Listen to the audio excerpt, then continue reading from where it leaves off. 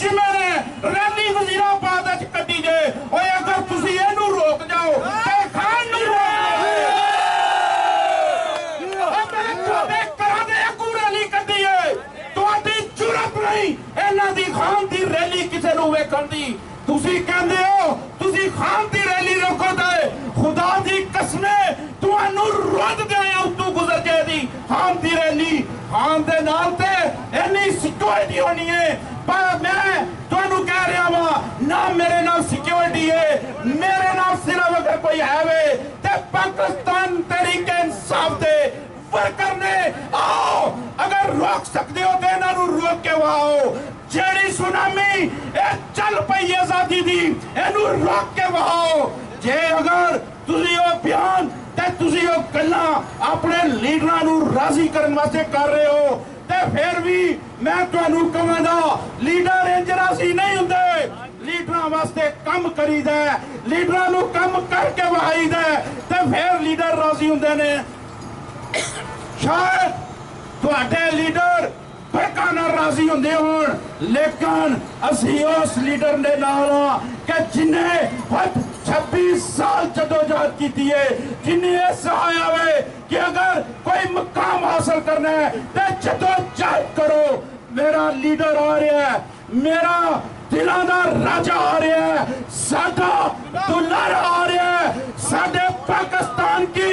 आन पाकिस्तान की शान पाकिस्तान के दिलों की धड़कन पाकिस्तान की अवाम की जान इमरान खान आ रहा है और तुम कहते हो कि हम इसकी रैली को रोकेंगे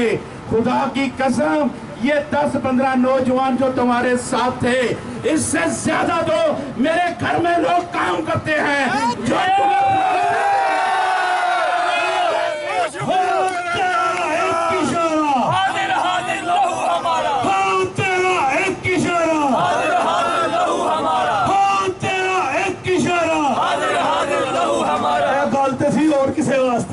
और मैं उन्होंने लोगों वास्ते कहना शबीर अकरम तेरा एक इशारा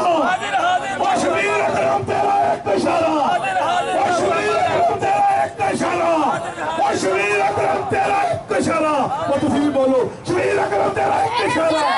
और शबीर अकरम तेरा एक इशारा और बोलो और झूम के बोलो शबीर अकरम तेरा एक इशारा जरा प्यार ना बोलो शबीर अकरम तेरा एक इशारा शबीर अकरम तेरा एक इशारा जरा बैठ के बोलो जरा बैठ के बोलो बैठ जाओ बैठ के बोलो शबीर अकरम तेरा एक इशारा थले बैठो भाई थले बैठो शबीर अकरम तेरा एक इशारा थले बोलो जी थले बोलो शबीर अकरम तेरा एक इशारा जरा ललकार के बोलो जरा ललकार के बोलो जरा ललकार के बोलो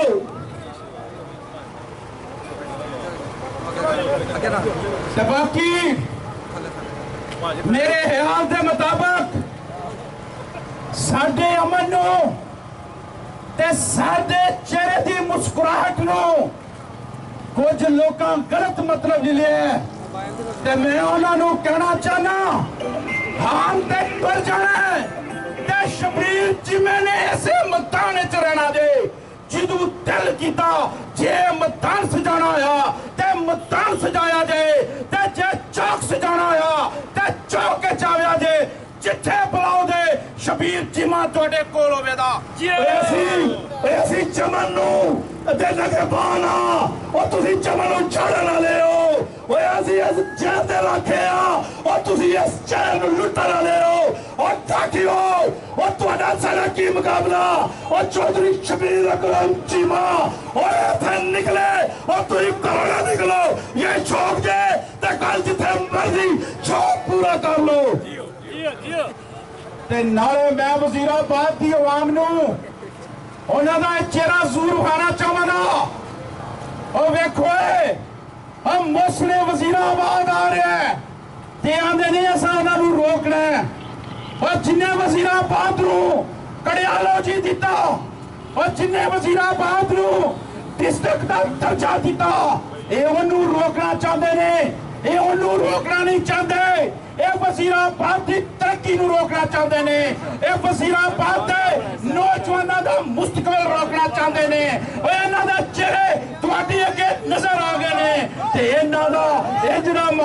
करना जे कि कल दी रैली दे विच तुसां इंज शामिल होना है, इन्हां दे विच इत्थे इंज शामिल होना जे कि इन्हां दियां रातां दियां की इन्हां दे दिन ते ख्वाब भी भुल जाण कि अज तू बाद पाकिस्तान तहरीक इंसाफ दे विच अगर शामिल होवा दे ते इस दुनिया ते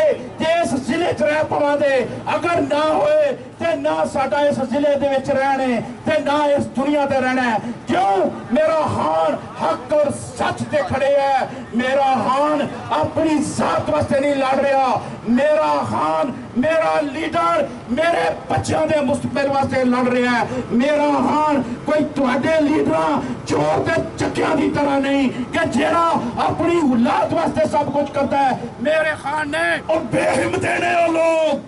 और बेहिम्मते ने वो लोग जेड़े शिकवा करते मुकदमा दा, और बेहिम्मते ने वो लोग जेड़े शिकवा करते मुकदमा दा, ਅਸੀਂ ਪਾੜ ਕੇ ਸੀਨਾ ਪੱਥਰਾਂ ਦਾ,